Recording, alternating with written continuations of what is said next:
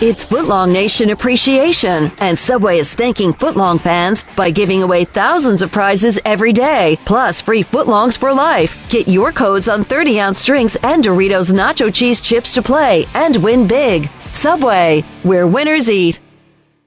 The BS Report is a free-flowing conversation that occasionally touches on mature subjects. First of all, This is the BS Report with Bill Simmons. it might be cool, I don't know. And if it's not, I don't The care. BS Report with Bill Simmons. Bill Simmons works for ESPN. He's also named the sports guy, and he writes a comical sports column. He must be a popular dude. The BS Report. It's got a real dirty sound, like a rusty steak knife cutting through a well-aged steak. Now. Here's Bill Simmons.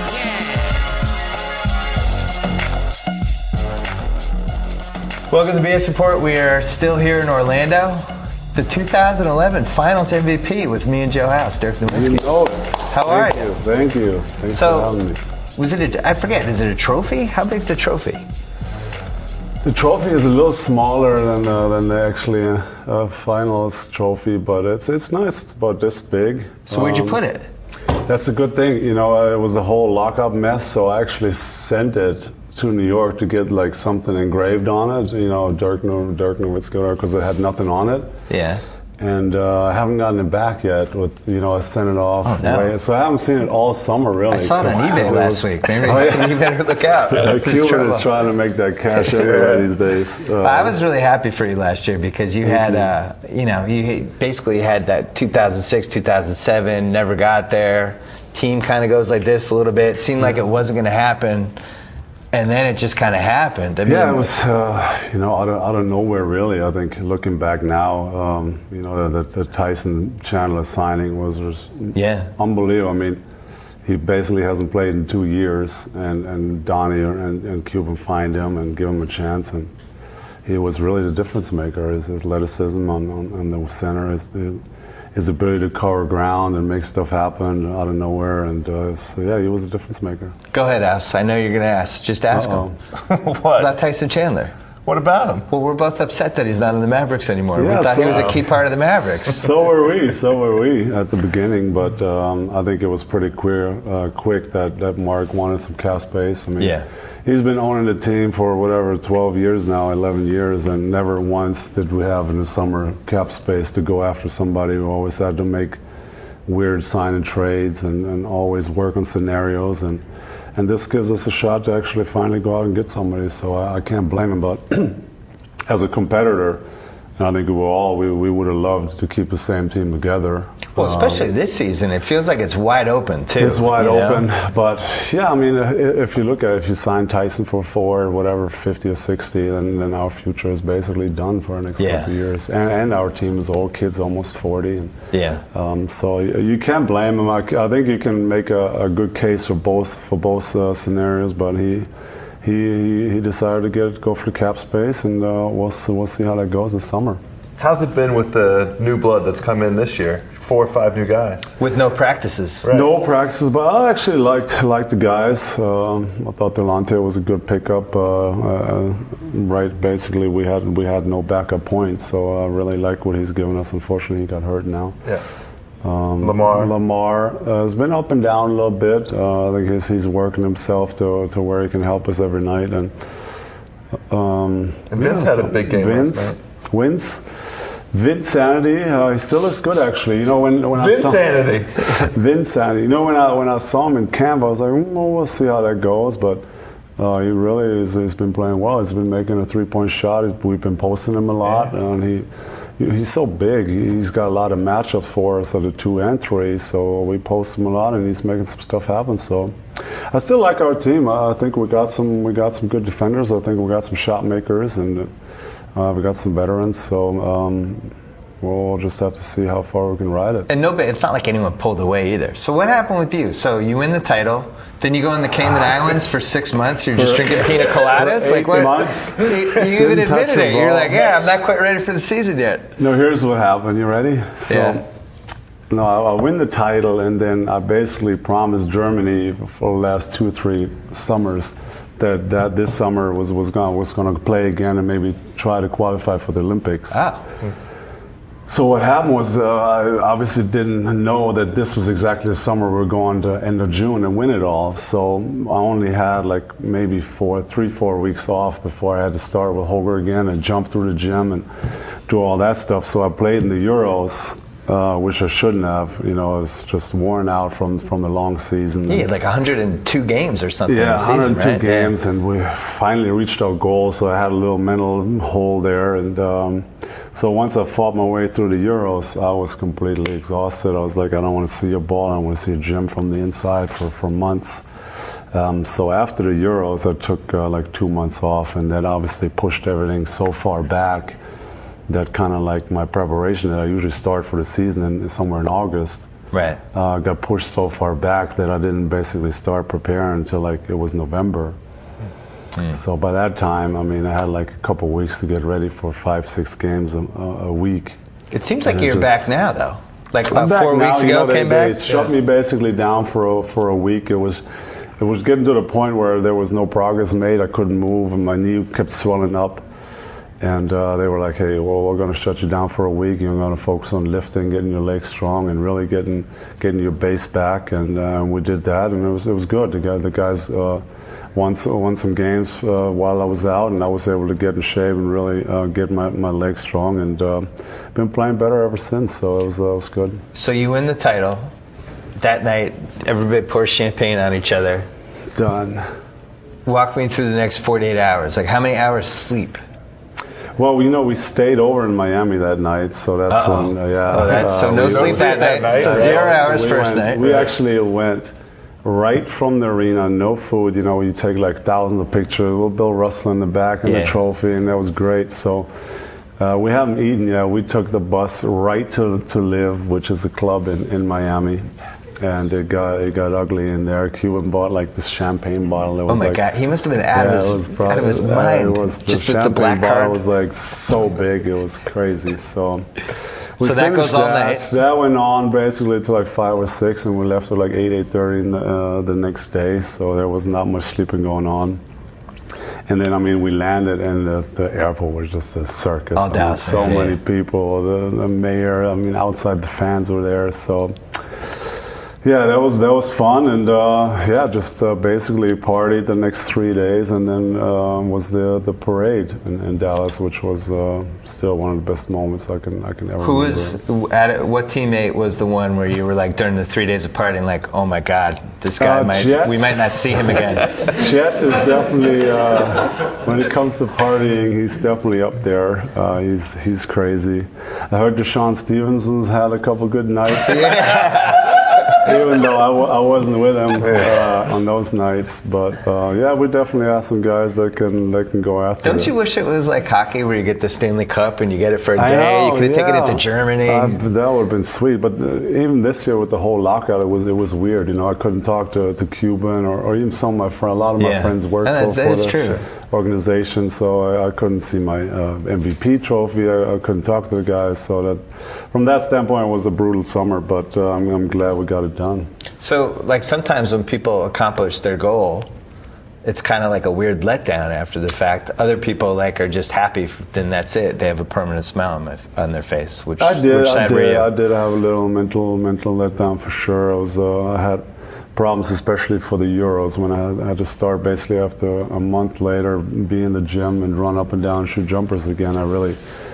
The motivation was lacking a little bit, and it was a little slow, and so that was tough to get going. But after the Euros, I got my time away and did a little more vacationing. I saw my family finally and got to spend some time with them, and I think that really helped me kind of just get away and refocus, and now it's fun again. It's fun again to play and compete, and I'm enjoying it still. Did you pass Boris Becker in Germany? Was this what you needed? You guys were neck and neck for a while for German sports heroes. A lot of people said now I'm on the level with Boris and Steffi Graf and Michael Schumacher. I don't know if you know him, the Formula One driver. You were kind of past him already. Steffi Graf, I don't know. Steffi Graf might still be here. Schumacher won 6 world championships in a row, I think, or not in a row, but he won 6 of them, which is pretty amazing.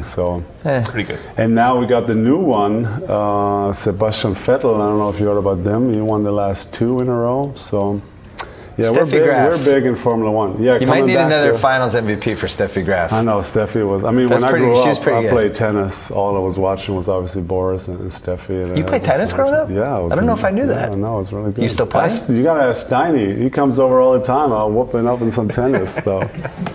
You must be like, how do you even get it by you in the net though? Yeah, I got a good serve and a good net game. Ground strokes. Especially backhand. Well, because it's a lot of leaning over and a lot of movement on the back. But when I can do serve and volley, I do pretty good. Sounds like you need doubles would be good for you. Doubles is fun. You and Jet maybe, because then you could celebrate after. Yeah, Jet and tennis. I don't think that's what you want to do. I'm disappointed there weren't more YouTube videos from the Miami celebration night, especially Cuban. You know, when we were in the club, it was. Lil Wayne was in the club with us. Nice. So he came over. We took a picture together. So I know that made it in several websites. And what kind of motivation was was that overblown media thing, the LeBron Wade, when they made fun of you being sick, or was that like a real thing? I mean, I don't think it was that big of a deal, but. Did you file it away though as a competitor? Yeah, I mean, if you need extra motivation in Game 6 of the finals, you're in trouble anyways. And we're one win away basically from our goal. So I don't think it affected our team at all. Did I like it? No, but I mean that's about it. Filed it away and had a big game obviously the next day. And I was actually brutal. I started like 1 for 12, 1 for 13 in the first half. And the guys were like high-fiving me. Brian Carter's like, yes! Get all your misses out of the way. So they were all supportive of me, and finally I did make some shots in the second half. So it did seem like you guys had like a true team, like from 1 through 12. It was great. Actually, that was one of the tightest groups I've ever been around. The chemistry was great. We had no selfish body really on the team, and everybody kind of fought for each other. And yeah, it was definitely a special season. And had some ups and downs though. I mean, when I got hurt and then Karan got hurt, which was very unfortunate. So we lost like 6 or 7 games in a row there in January and fought through that. And then right before the playoffs, actually, we hit a little slump where we lost 2 or 3 on the road, and Jet was going all sideways a little bit, and we had to wheel him back in, and that happens usually 4 or 5 times a season, though. So we wheeled him back in, and then we kind of, I don't know, we just kind of hit the stride right in the right time. And was that the best chemistry you've had with the team? Must have been, right? I mean, we had some great teams. I think, you know, I still love the team when we had Finn, Nash, and Van Exel. I mean, those 3 guys are still 3 of my all-time favorite teammates, and we had a great year that year, and we made it to the Western Conference Finals. I think it was 04 maybe, or 03, I want to say, I forget.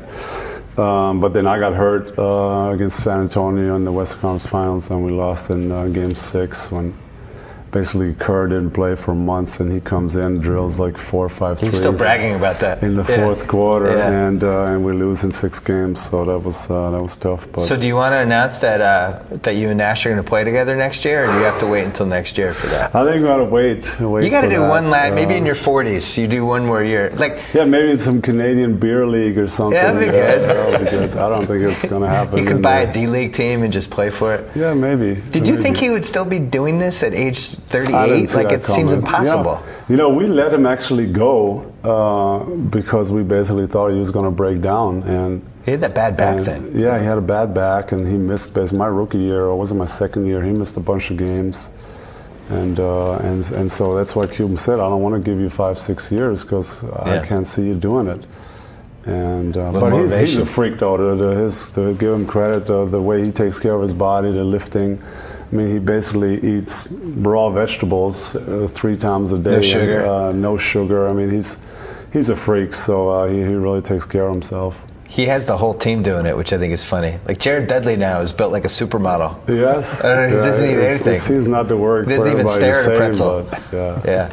No, it seems like this age that you're in, like, I just never conceived that guys would be able to be good at age 38, 39, 40. I mean, the conditioning, the dieting, all that stuff. How long do you think you could play? I mean, well, I see it with Kid every day. And he was still a huge part for us winning it last year. And basically, we had him guarding Durant in the Western Conference Final. He was guarding Wade and LeBron in the finals at age basically 38, 39. And he's a warrior, man. You got to be, like, mentally so strong. And all the time he comes up to me, I'm struggling a little bit today physically, and then he goes out and plays like nothing's wrong. Basically just his mind is taking over, telling his body, you can be sore, but it doesn't matter. You can be sore before and after, but during those lines, he's just he's going to war. So you got to be definitely a mental tough warrior, man. So how old are you now? I'm 33. I'm almost 34 in June. So I've been in this league. Let's figure this my out. 14th year. Wow. So you were like a baby. I came to the league when I was 20, right out of Germany. I finished high school when I was like 18, and I went to a year in the Army, which was mandatory in Germany. Right. So I did the whole year for 10 months. And then, did you have a crew cut or a flat top or anything? I had a crew cut, and I had 3 little spikes sticking up, so it's awful. I still have the pictures at home. And then I came here when I was 20, and it's been an amazing ride, for 14 years. This is my 11th All-Star game. Well, because now you're at the point, I like the history stuff. I thought your prime at this point would start to go like this, but it hasn't. And if you have 2 more years at this level, and then you still have a whole second life, you could be the guy who shoots threes off the bench for like another 6 years. You get until you're 44. Sam Perkins. Yeah, you can be the new Sam Perkins. You have that whole part. We'll see how it goes. I still think for the next, I have this year and then 2 more years, and then I'll be 36, then my contract's up. And I always said I don't want to force it. If my body doesn't feel good, like it for the first time it did at the beginning of this season, it's the first time I really experienced some wear and tear, and that wasn't fun at all. Yeah. But if my body still holds up over the next couple of years, and if it's still fun, I'm gonna keep doing it. But I'm not gonna force it. If it's like going to work for me every day, then I'd rather go home and live somewhere by the beach. But as long as I still love to compete and it's still fun, then I'll be there. The beach. You know who has a beach? The Clippers.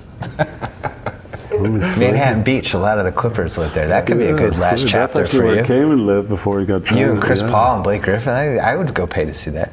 Yeah, I think you should. I just think you should play for as long as you can make threes and run. 50 feet. You just need to run from 3-point line to 3-point line. That's the Rasheed. Yeah, the Rasheed Wallace. So you do running is probably the biggest problem. I can probably always shoot, but the running part and the jumping that's what gets people. What happens after you retire? You move back to Germany, or you stay here? I don't really know. Do you feel like you're an American now to some degree? I feel very Americanized, but I also feel very good at home. And I go every summer. I go back to Germany. All my family's still over there. My sister's over there with her kids that I barely get to see during the season. So I love spending my time in summer, but I always love coming home then to Dallas. And I've had so many great times over the last 14 years, and that's like my second home. So. But you're really tired of Cuban at this point. I mean, it's just got to be that's like a marriage where you're in with for the kids. We have our ups and downs. When he yells at me from the sideline, like, don't turn the ball over. I was like, I wasn't trying to. So we yell at each other once in a while, but it's... His face is all red. He's screaming, that's not what I pay you for. Yeah, you got to get rid of that guy at some point. He gets fired up. We're going head-to-head at the Sloan Conference next week. I'm going to really try to... no, you got to go at him. Yeah, I'm going to try to go at him. He's riding a high now because he won the title and the whole thing. No, you got to bring him back down. Did Stern ever actually give him the title? Did he give him the trophy? No, he gave it to Don Carter, our first. But what about when you lifted the banner and all that? Did Stern go to that? Stern was there, yeah. The night we should have gotten the rings, but the rings weren't ready, so we just got the rings a couple weeks ago. Ooh, how were they? Oh, they're beautiful. They're heavy. They're diamonds all over them. They're big. They're shiny, blingy. So. What are you gonna do with it? Are you gonna wear it? Put it in a safety deposit box? I wore it a couple times just to swag it. The first night I got it, I actually wasn't playing that night, so I had it on that night, and then actually wore it to the symphony one time, and I really swagged the symphony. That was fun. And just once in a while, I think I'll put it on, but it's more like it's gonna be in the shelf at home. You should have brought it this weekend. You could have taunted Barkley with it. I should. And Nash. You could have a whole bunch of people like, hey, you see my ring? I should have, but that's not really my style. All right, Dirk Nowitzki, keep chugging along. Good luck this season. This is good. I'm glad. I think the Mavericks are really interesting. Rounding into form. Yeah. Well, I think if you look at the West, I think it's wide open. I don't really see one team that's really a heavy favorite. Oklahoma has the best record, but I still think everything is wide open. So we'll see who comes together best after the break and who's going to stay injury-free. I think that's the major key, and well, it's going to be a fun year. Good luck with those back-to-back-to-backs and the 5 games in 7 nights. You know, we have 10 9 games in in 12 days after the break. Get your 9 rest. and 12? 9 and 12, and it ends on a back-to-back-to-back. So you might have to miss a couple with like a little strained hamstring. I'm sure Jay Kidd will not play all 9 and 12. I know that's for a fact, but I'll try to go through it. All right, thanks. Good luck with the season. Thanks. All right, from a Finals MVP to Rick Bucher. Sure, this makes sense. He was wandering around the halls. We grabbed him, and now he's here. Rick, what's happening? Oh, my buddy Joe House is here as well. I forgot to mention you as well. Thank you. We saw you wandering around. We just grabbed you. I guess that's what happens here. That's not what happened at all. The truth is, I ducked my head in because I was still appalled at the background and the fact that that's great. If that cost more than $150, they didn't get their money's worth. Did it cost $150? Less. No. Okay. Well, then I want one. Work me out one. We were talking Miami in part 1. Did we talk Miami? We talked a little bit. Yeah, we talked about kind of leading contenders. You like their 8? Are you happy with them? Miami? Yeah. What do you mean, do I like their 8? Like as constituted? They have 8 now. They didn't have 8 last year. It feels like they have 8 this year. No, there's no question. I mean, their depth. You look at the picture and it all fits. And then you put it under the light of the playoffs.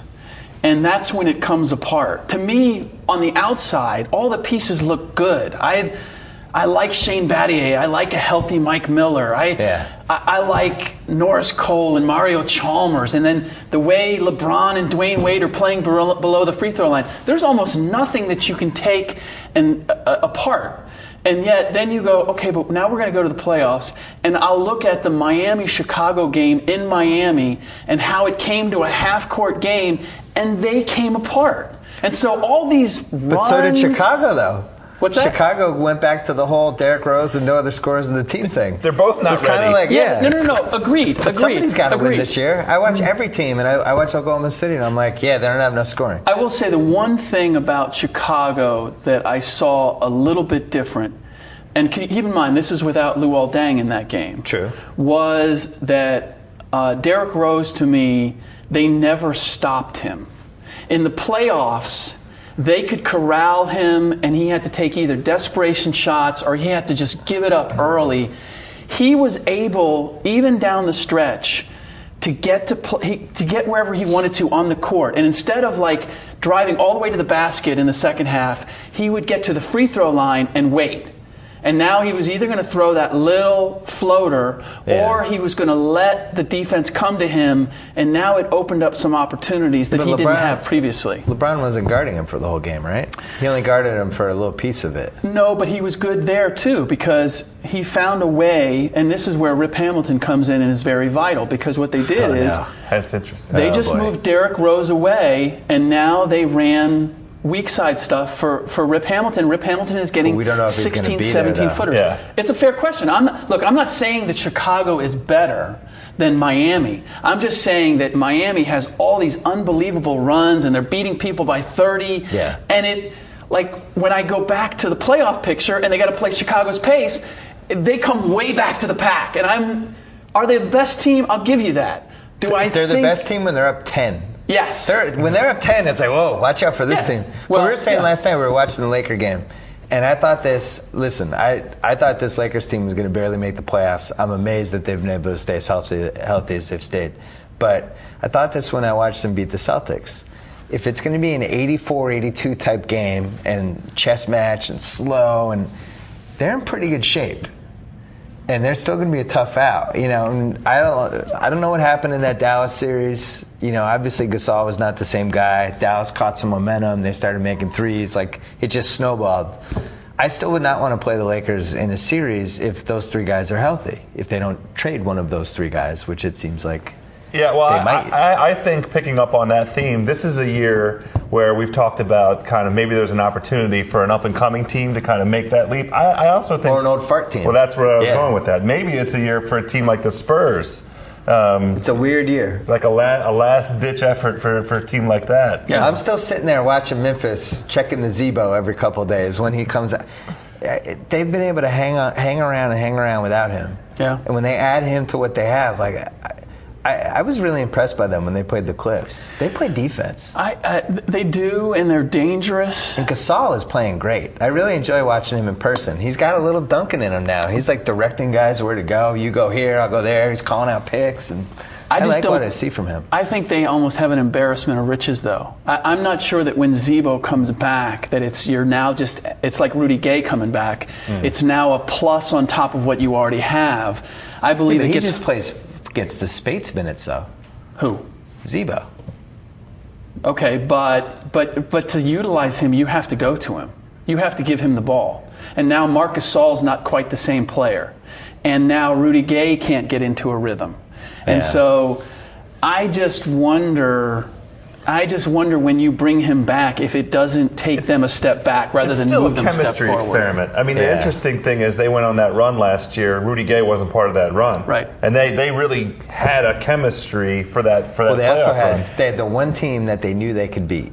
Yeah. And I watched Spurs. They came to play the Clippers the other day. Yeah. And it's a good team. Yeah. And it's just, but when you watch them, you're like, yeah, I can see how if they played Memphis 10 times, they're going to lose 8 of them. Well, it's a weird matchup thing. San Antonio's convinced, though, that if Manu had not gotten hurt in that series, that they could have made a Dallas-like run.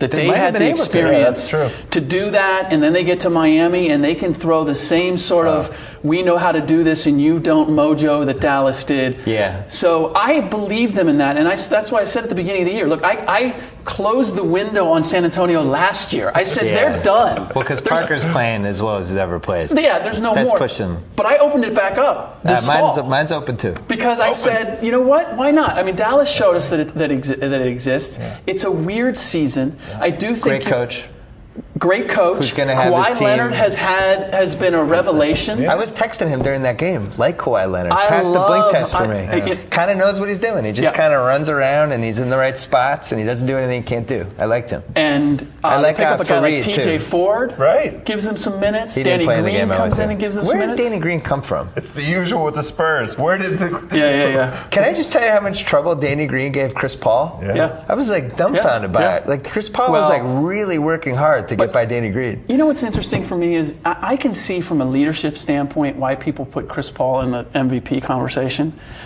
But physically, he is not the same guy. I mean, that's why a guy like Danny Green with length can suddenly create a problem for Chris Paul because he doesn't have that extra gear. Yeah, but he did. He scored 12 straight points on him when it mattered. Yes, I mean, he does. He just doesn't have it for 48 minutes. But he's got to pick his spots. Yeah. Well, when we're talking about an MVP, I know. Look, that's right. I mean, is he great? Is he a great addition? No question about it. But is he the MVP? When a guy has to, that's why I can't put Kobe in the MVP conversation. Kobe's got to find his spots.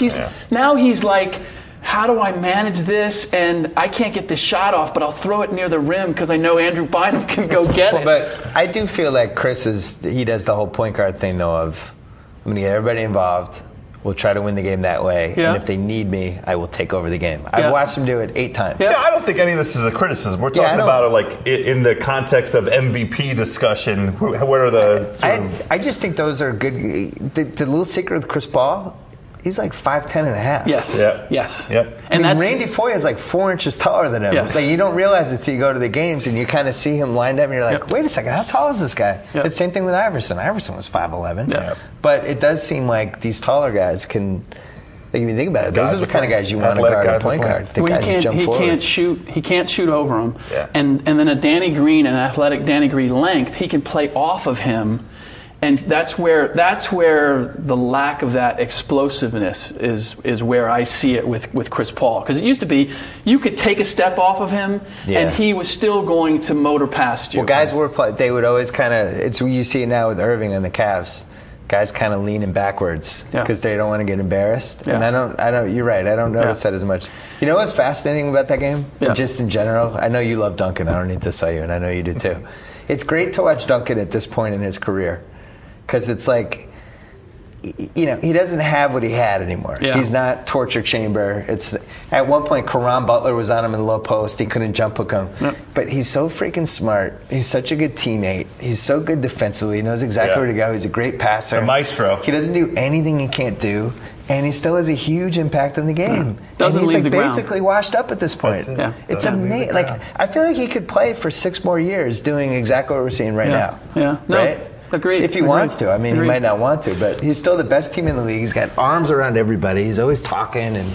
Right. I just love that guy in hoops person. IQ. I He's love Mensa. watching him in person. Keep in mind, one of the things, going back to that, you were sort of pumping the Lakers because of how they beat Dallas the other night. Last year, Dallas on Wednesday night, and then that Celtics game I thought were interesting games. But keep in mind, there's no J.J. Barea there, and there's no, Dallas can't attack the Lakers the same way, just as they did Miami. Their speed off of the edges is what really made the difference, and that's where, to me, the Lakers are still vulnerable, and why a Dallas matchup isn't that difficult. No. But don't you think it's rock, paper, scissors with the West? I really feel like it's all going to depend on, oh, crap. Who you see when. Memphis plays San Antonio. Memphis is going to beat San Antonio. Yeah. But then if Memphis plays Oklahoma City, they're going to get their asses kicked. But you know what? It's kind of like that. It's kind of like that in the East, too. I mean, I look at some of the matchups, like Philadelphia gives Chicago fits, and Milwaukee gives Miami fits, and the Knicks, who knows? And I love throwing the Knicks in the equation because I can't wait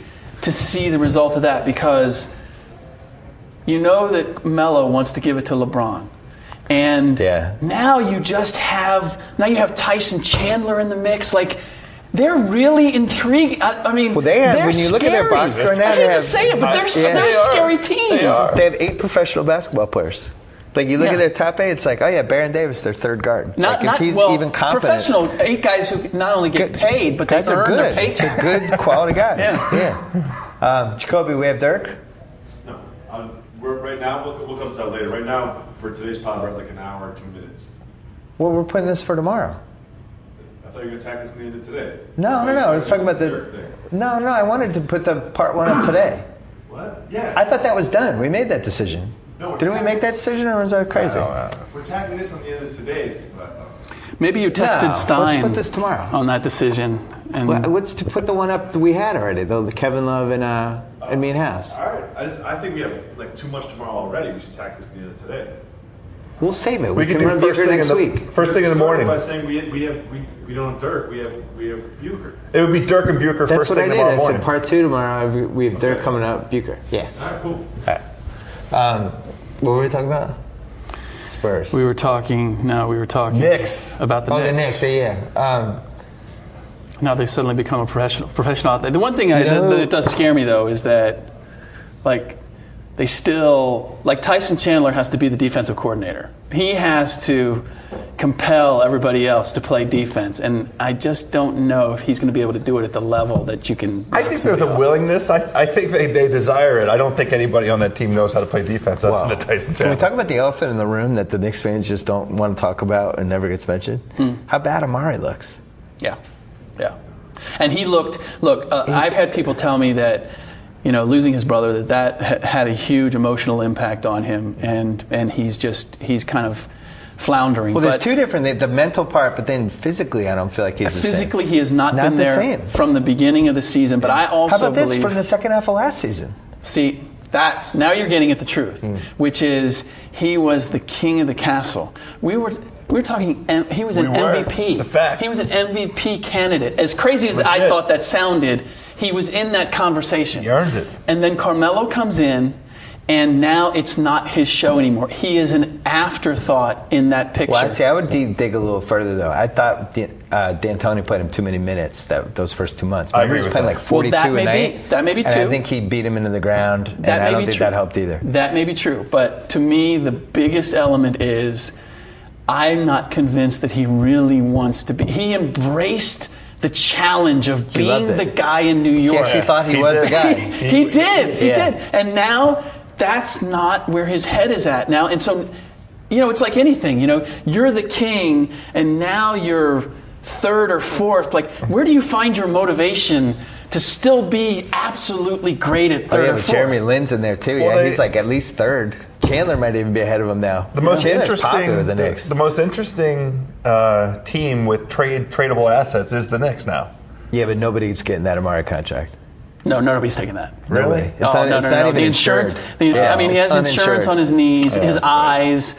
I mean, Yeah, he's got the weird eye thing too. Yeah. No. There's nobody in their right mind. I mean, when they signed it, when he signed it, people went, Right. we'd never do that. Right. Never do that. It's the elephant in the room, and they got Chandler out of it, but they used their amnesty on Billups, and now they have no out with that Amari contract. And especially with the way the salary cap's gone, if he doesn't retire and he really goes downhill, also think of all the forwards we've watched go over the years. Like Larry Johnson, just one day, that was it, over. And Juwan Howard, just the money. Juwan Howard, 2010. Hey, the money that they have invested in Tyson, Amari, and Carmelo alone.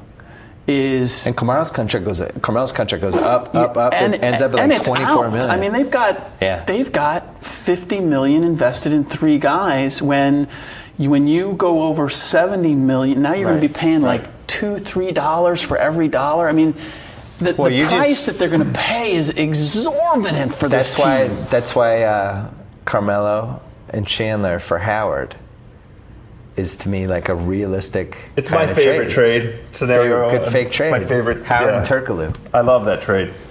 Or I'm sure the Knicks would do Carmelo and Amari for Howard and Turkoglu. I don't know if I would do that if I was Orlando. I would not want Amari's contract.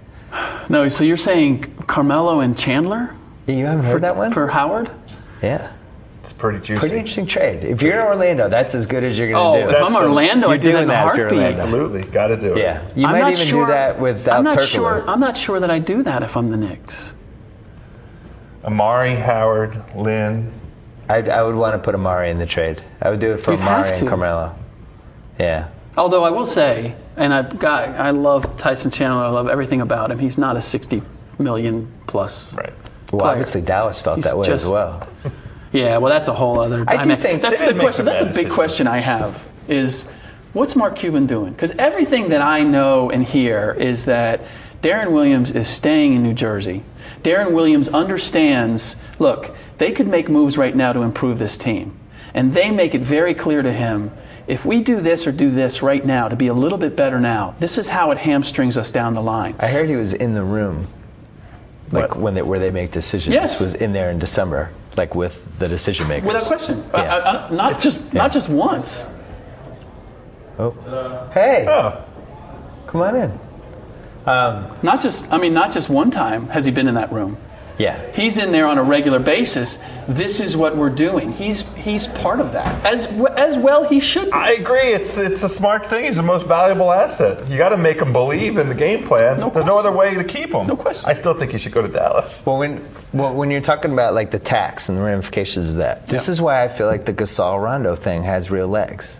Because Gasol makes 18, 19, 19. Powell for Rondo? Well, something with Rondo and Jermaine's expiring for Powell, something like that. Okay. If you're the Lakers, you eventually turn Powell, who's making 19 a year, into Rondo, who's making 11. Yeah. It's pretty significant. Well, it is, but you're saving $16 million a year in that trade. I would do Gasol for Lowry and Luis Scola in a heartbeat. But I don't think Houston trades Lowry. Oh, yeah, they do. Why would they trade Lowry? Why? Have you not been talking to your boy? Have you seen how well Lowry's playing? I understand that. They're 18-7 the last 25. I'm not saying it's a great deal. I'm just saying that your guy has a love affair with Lowry Pau was Gasol. never on the table. I think Houston. No. You maybe. are wrong about that. Oh, how about that? You don't have full information. I'm telling you. You're not getting the whole story. You're wrong about that. Explain to me, other than financial, why the Lakers would be so anxious to get rid of somebody who everybody agrees is the most skilled big man in the entire league. You think anxious? What's anxious about it? Because, I don't know that it's anxious, but he's five different times. Two things. Because one, Jim Buss is married to Andrew Bynum. Right. After him, Pau Gasol is the most valuable asset that you can turn into two pieces. There's nobody else on that team that you could trade and get a quality point guard or quality perimeter guy and a post guy. If you have Kobe, then you should keep Gasol because you have a mortality at that point. Bynum is the one I think they should turn into pieces. Okay, well, I'm not saying they shouldn't. How much better is Gasol than Bynum? I mean, but here's my question with Gasol. I just feel, and I felt this way for 2 years. When they could have traded Gasol for Carmelo Anthony, I thought they should do it simply because could they have done that? Yeah. That would have been interesting 2 years ago. Yeah. I mean, it was risky because they're coming off the title. It would mean that you're blowing up your defense before you get there, or you're risking it. How much would those two guys have hated each other? Go ahead. Carmelo and Kobe. I mean, what are the odds of that? Oh, that would have been a perfect union. What? Perfect. Have you never seen them play on Team USA? Pretty good. It's a perfect combination. And it would be a perfect combination. They had Darren Williams and Chris Paul as their point guard. They would have Derek Fisher in this situation. No. But Kobe allows Carmelo not to have to lead the team, but sets the level of discipline needed for him to be a great player. And Kobe at this point, especially defensively. I agree with this. Kobe doesn't. I disagree. Kobe needs somebody else to help him carry the scoring load. He would gladly, with a guy like Carmelo, if he knows a guy wants to go get it, he will give him the ball. He will play with him. It's when I give Pal, you're going to post up, I'm going to give it to you.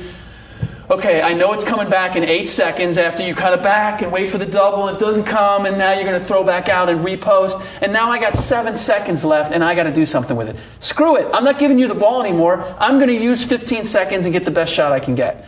I understand that logic. People look at it and go, well, he's being selfish. No, he's not. He's being preemptive. I know I'm going to have to deal with this. You just love Kobe. It's unbelievable. No, I like guys. What I don't like is giving credit to guys who do not answer the challenge in the moment. Gasol has had the ball at critical moments and has not been aggressive in situations where he had an advantageous You have the weirdest grudges against Gasol and Tony Parker. It's not true. Your two guys. I said Tony Parker is a better MVP candidate than Chris Paul this year. You killed him for years about how you couldn't count on him, blah, blah, blah. I still think some of that's true. If there was a guy that should have stepped up against against Memphis, with Manu Ginobili out, it's Tony Parker against Mike Conley. Isn't it time to dominate? Newsflash, Mike Conley's really good defensively. Okay. He really is. Memphis team last year was really good defensively. Tony and OJ and Mike Conley on the perimeter, those guys, nobody goes by those guys. Yeah, except I think that team's good. It's a whole lot easier to be a great perimeter defender when you have Tony Allen and Shane Battier and Marc Gasol and Zebo with his 8-foot wingspan. I mean, you're a different defender. Can I just point out that the Lakers won the 2010 title because Pau Gasol showed up for Game 7? No, you cannot, because it's not true. It is true. I went to the game. He was the best player in the team. He should have won the Finals MVP. You are out of your mind. You are out of your mind. He controlled the rim, and that's why they won. Him and Bynum. He could not, with them trailing, how many shots did he take and miss? Kobe? He was 6 for 24. No, Gasol. Or shots where he had the matchup. Oh, so now it's numbers. I think he ended up with within the course of the game, there were at least 4 opportunities down the stretch where they were down by 1 or 2, and Gasol had the opportunity to either. Sometimes he didn't shoot. If he did shoot, it was fading away. You go back and look down the stretch. Watch the fourth quarter again. I was sitting on the basket they were scoring on thinking, Pau Gasol is killing us. I can't believe we're going to lose the title because Pau Gasol is finally coming through in a big moment. This is driving me crazy. The fact of the matter is, Kobe could not throw it in the ocean. No. And so what he did instead is he got to the free throw line. Look at how many points he scored down the stretch from the free throw line. History. And how many rebounds he got. No, go back and look. Some of those foul shots happened because he got a rebound and got fouled as he was getting the rebound. Whatever the case is. There was no Michael Jordan in 1998 in Indiana of I'm going to get to the line because there was none of that. You need to go back and look. It's not true. He drove and created contact and got You to the should free have a throw line. podcast called Revisionist History with Rick Bucher. You're saying you need to go back. I'm going to do a running diary of this game now. Go back. I'm going to do a running diary, torture myself. Please do. You didn't do one? Please do. The real reason we lost is because Rasheed had to play 10 more minutes than he was capable of playing. I agree with that. If Sheldon Williams, who suddenly now is like semi-competent on the Nets, I don't think he could have even been like a little competent when we win the title. I don't. It was just we were like 10 minutes short with our big guy. I can't get over that one. I would agree with that. Wait, so trade stuff. Yeah. It seems like everybody's just paralyzed by this Dwight Howard thing, and nothing can happen until this gets resolved. Some of it's the Dwight Howard thing. Some of it is, too, to be perfectly honest, that people are still trying to get their heads around the new collective bargaining agreement. Yeah, that makes sense. And this idea of like nobody wants to take money on going out because it's 2 years away, but it's looming. Like how much tax you are going to have to pay. I really think somebody said to me in the course of doing negotiating, they said we're either going to have a hard cap or we're going to have something that's going to come as close to it as it can possibly be without being called a hard cap. And I feel as if that's what we've got. Is that 2 years from now? 2 years from now, you're going to be locked in, and and I think it's going to be really hard for superstars to move too. I think Dwight Howard and Chris Paul are going to be the last two. I'm fine with that. Yeah, I'm fine with that too. You know what's tricky is that teams. You know what's going to become very vital. There's going to be two things. One, the draft is going to be so important. You're going to have to be really smart in how you draft. Yep. And the other part that I'm waiting to see is because now that it's going to be more difficult to move. Yeah. Are agents going to say, screw it? We don't care if we're the number 1 pick going to Milwaukee. We would rather be the number 4 pick going to New York. That there is going to be, I need to get my guy in the right like a football market. Thing. I need to get my guy like in Eli the right Manning. market. I don't want to play for the Chargers. I'm being the Jet. Exactly. Yeah. I need to get my guy in the right market right away because our ability to move is going to be greatly the rookie impaired. contracts are still 4 years, 5 years. What are they? They pushed. It's not that much. Yeah, but you can. You get up to like somebody like Derrick Rose, he can get to like 20 million. The big thing though is that little clause they have now that if you win the MVP or you make 2 All-NBA teams, you know what? That was their one give back. Yeah. Which is crazy because if you look at how much the overall money came down, right? It actually they took it away because now there are fewer guys. You can only give it to one guy. Yeah. Yeah. And you can only give your max to 2 guys total. So they actually shrunk the number of guys who can get paid an incredible, get paid the max. They did pretty well, the owners. The owners. I just wondered. They had the leverage. Of course they were going to do well. Well, they had the leverage because when we talked about this on a previous one, when they didn't decertify right off the bat, they gave it away. Huge tactical error. Yeah, and intentional. What's funny is that lockout ends, Rubio. Season's back. Everybody's enjoying it. Yeah. Then, just as it's about to kind of go this way, then the Lynn thing happens, and you get another 3 weeks. And our guy on Grant one today, Robert Mays, wrote a good little piece about this. Meanwhile, Miami's just been kind of tucked under the radar. Yeah. And they're kind of finding their stride. Nobody's even talking about them. It's the first time, probably in 18 months, where they just haven't had the big spotlight like this. Just on, hey, who are you playing today? Where again, are you going? I wonder when we get to the playoffs, all that's going to change. I mean, it's going to be great. The pressure. Sucks, though. I mean, I really feel like the first 2 rounds for them are going to throw away rounds. They might be. I watch a team like Indiana, who I like Indiana, but against any good team, you could just tell. Yeah. They're missing that one guy that you could just be like, go-to guy. Ranger's not that guy. Right. Yeah. I mean, and I know they're floating him around and, hey, anybody? Yeah. Danny Granger? Well, he's in that. I wonder whether Eric Gordon is going to join that group. He's in that group of the Monty Ellis, Danny Granger, Andre Iguodala, Rudy Gay. Rudy Gay's the best of that group, and I think he's in there too. Those guys that are paid like max guys, but they're second tier. Yeah. And they're taking you Johnson. They're taking you to the 8th seed. Joe Johnson leads the class. He's a whole other story. Yeah. Josh Smith's a little like that too. It's like 12. You know what? I think he earns. I'm in the bag for Josh Smith. I think he still has a tremendous amount of potential. I think he's Would you want to play with him? Underrated. He doesn't pass you know my what? want to play with him list. I would play. Just imagine like running down, get a great rebound, and bust him out covered in sweat, and 21 seconds left in the shot clock. Josh's like, hey. He doesn't do that anymore. He doesn't He do does That's too. an old rap. not all that much. And I'll tell you what, defensively, he gives it to you so much, and is such a rebounder and He's such an certainly athlete. better than I thought he was going I'll to be. tell you what, if I was a point guard, I'd love playing with him. I'd be Wow. looking for him all the time. Sure. Clips. He's Yeah. in a good clip. Oh, Without question. he's still a trade candidate. I had a Celtics comp today. One of the things I was talking about was if the Clippers traded Mo Williams and Eric Bledsoe for Ray Allen, it seems like a lot. It seems like they're almost paying too much. But if you flip it around, they get Mo Williams' contract off their cap next year. When did you start doing fake trades with such I'm a vigor? fake trade expert. Wait, listen. I don't know. Let me It finish just seems like Listen, you've though. gone beyond. Listen though.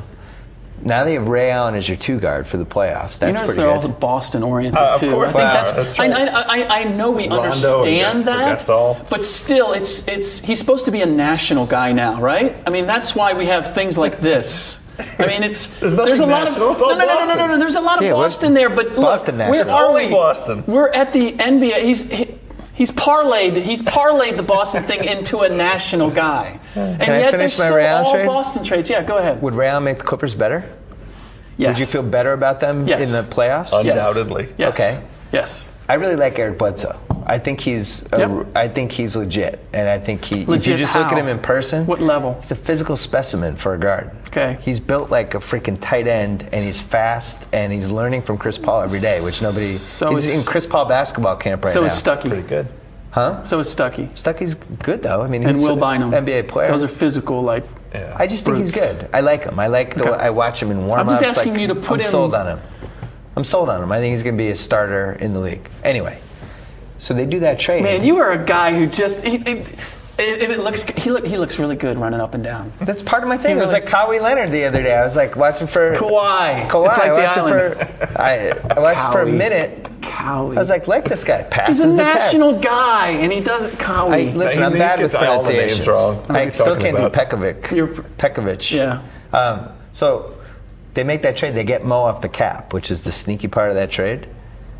If they amnestied Gomes, they'd be at $45 million next summer. I mean, they could go after like Eric Gordon, OJ Mayo. They could if they can just get Mo off the cap, they could be the biggest free agent player next summer with the pieces they already have. Yeah. There's some teams that could use Mo too. And watching them and going to the games, like they really need a real 2 guard. Like Manu fortunately got hurt for the Clippers in that spurt, but they have nobody to match up against Manu, Kobe. Going to the other side, even somebody like Derrick Rose, like they just need a guard with size. They don't have one. Here's my question though, and you've seen more of him than I have, and I've been alarmed by a couple guys. Shane Battier quietly being one of those guys, he doesn't look the same. We said maybe save it for the playoffs. I said, by the way, this was the case last year. He wasn't the same last year. I mean, but I was amazed, like when they could keep Kyle Korver on the floor. Yeah. I was like, ooh, that's not what I expected from Shane Battier being there. But here's my question: He's we 11 know that years in the league now. we know that with KG. Ray, where is Ray there? Like, do you put Ray in that camp of guys where you go, man, his age is finally showing? He looks the same to me. He still is the same Ray he's been the last 2 or 3 years. Well, he'll win some games for you. You can't leave him open. You know, if there's somebody you put him in the corner with Butler, I've been impressed by how good Butler is. Speed off of those picks. Yeah, teams worry about him. They chase him. They know at the end of the game you can go to him. Offensively, I don't worry about that. I mean, and shooting-wise from the perimeter, I don't worry about that. I wonder, can he still back you up? Like, if you press up on him, can he get around you and get inside the answer to that and is finish? Yes. He can. Well, he can. Defensively, he was never great, and I think he's slipped. But did you guys see when Kobe was ISO'd on him though? Yeah. Kobe had a chance at the end of the game. And Ray played a good D on him. Kobe had to resort to a fadeaway baseline shot. I was like, holy cow. Well, this brings me Ray. to part C of why I think this is a good plan for the Clips. He plays Kobe great. They've had a thing for 10 years. Right, That's yeah. his favorite guy to play against. Yeah. And they're going to need to, it's just destiny. They're going to play the Lakers at some point in the playoffs. It has to happen. And now, Kobe will beat them in a series by himself. How good would that be? I know. Pretty good. They have nobody. 5, 6, 7 games in the same building. Actually, you know who's pretty good on Kobe is Butler. I was shocked. Karan, Karan. Because now it's like the 6'7", 6'8" guys with size. They can just do the thing on him. He played with Kobe, so he has. He knows he's how not to get afraid into of him. Not afraid of him. But I don't think the other problem is Mo Williams a little. Like this is a big thing 2 weeks ago. He complained about his contract. That he wanted an extension. His contract expires at the end of next season. Like, you can't even legally give somebody an extension. It's like, wow, they got to take care of me. It's like, what are you talking about, you moron? Right. And he's a little petulant. Like the Billups thing, he did not handle well. The Billups thing, in a weird way, wasn't the worst thing in the world to happen to them. No, I agree. Because they had too many guys. And also, like, Paul is deferring to him. He's the best point guard. He's the only one with rings on that team. So. Well, it's true. I mean, but they said but they can still get the veteran stuff from him because he's going to the games. So he's going to be in the locker room. You can get some of that still. Neither applies, because if you can't play, it doesn't matter how many rings you have. Like, if they you were saying, like, he's basically the coach. Like he couldn't play. Exactly. No. But he's basically coaching the team. When you get to a point, Sam Cassell had rings too, and you get to a point where if you can't get it done on the court. Guys are not going to listen anymore. They're not going to look at the jewelry and say, okay, tell me how to do this. It's like you got to beat them in practice with what you have and go, okay, this is what if you don't want this to happen to you in a game, this is what you have to do. And then guys buy in. I'm sure you've dealt with Chauncey over the years. Like one of my Clipper friends was telling me, like, from the minute he showed up, and Chris Paul was to a lesser degree, but Chauncey, there's something about him. Galvanizing. Like on the bus. What a presence. Something about him. And he was like, he owned the team from the moment he showed up. Like, even Chris looks up to him. Yeah.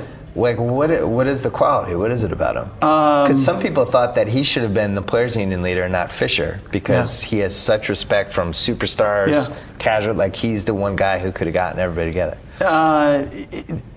It's just it's a charisma, and it is that, like, when he walks in the room, you go, oh, that's the guy. That's the guy. Mm-hmm. And when he's very professional, he's very put together. He has great poise. He's disciplined in how he goes about his work, and so all of that, he just exudes all that. So he never shines anybody on. He always has an appropriate answer.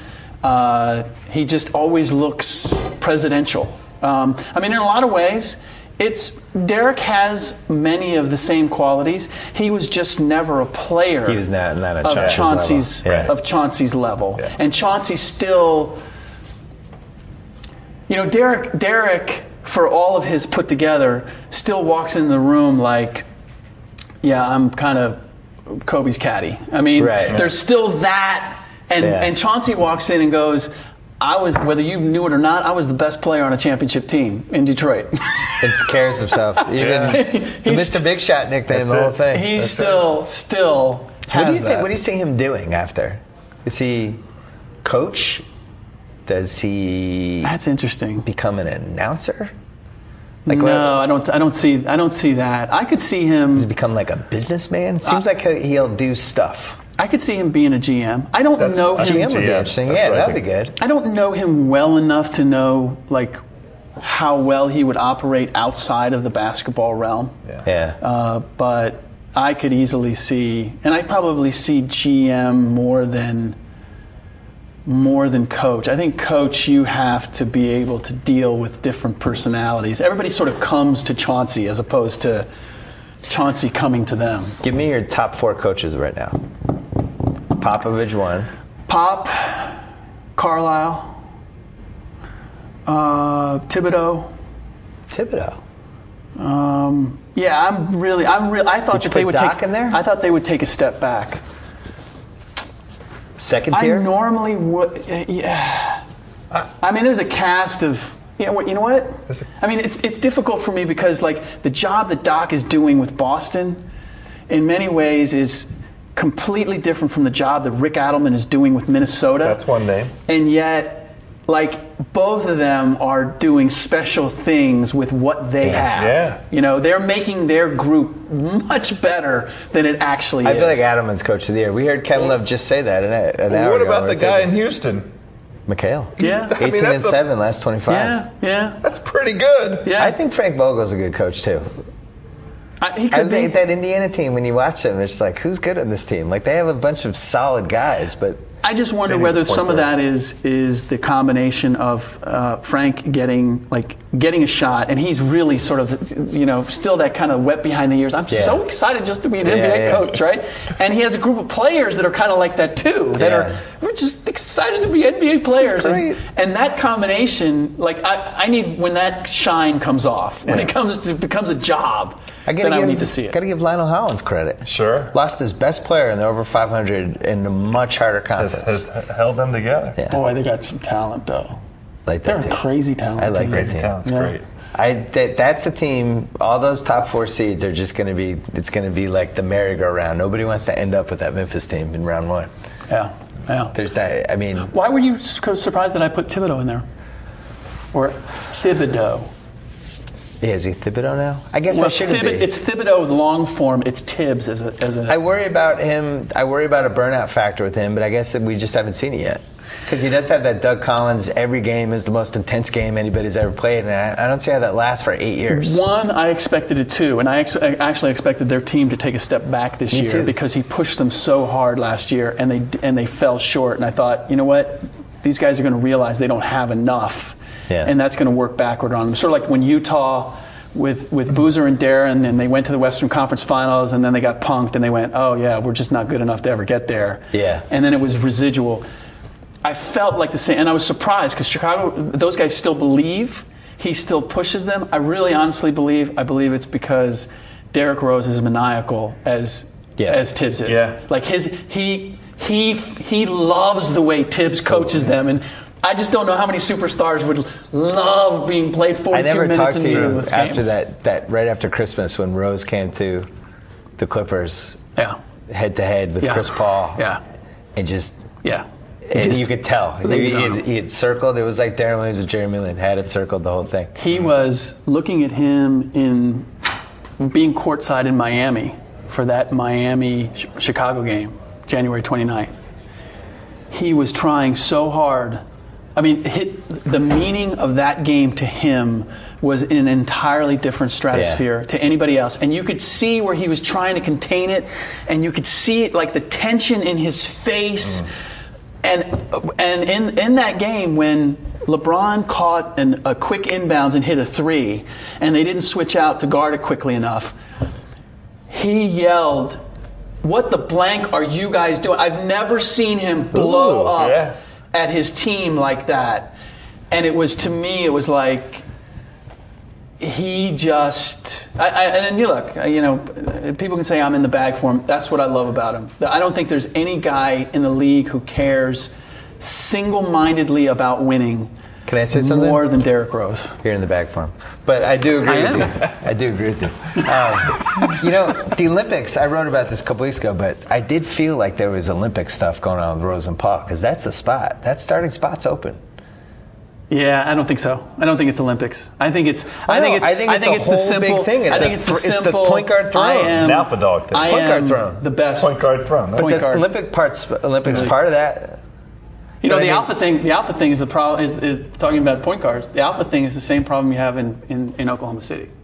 Yeah, well, we've talked about that. I know, yeah. and this is the issue. Russ Westbrook is just flat out a bigger alpha dog than Kevin Durant. You might even say that Kevin Durant, I don't think he's more talented, but let's say he is. I'll give you that he's more talented.